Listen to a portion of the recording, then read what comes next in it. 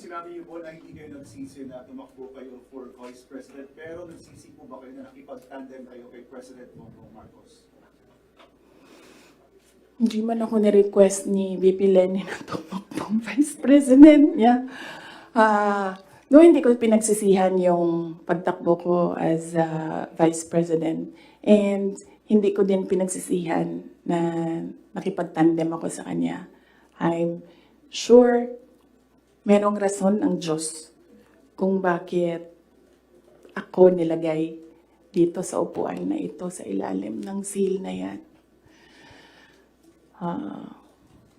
Para rin siguro sa kanya, para kay BBM, or para sa bayan, hindi ko alam kung anong rason ng Diyos. Sometimes, or all the time, hindi natin nakikita ang rason ng Diyos. Nakukonect na lang natin siya kapag meron ng ibang nangyari sa buhay natin.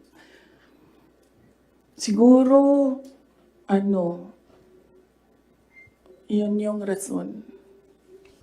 Para, ganito, gawin ko, bullshitin ko sila ng bullshitin. Bullshit kayong lahat. Drag me to hell. Sorry ha. Sila muna ha, kasi hindi pa sila nakatanong.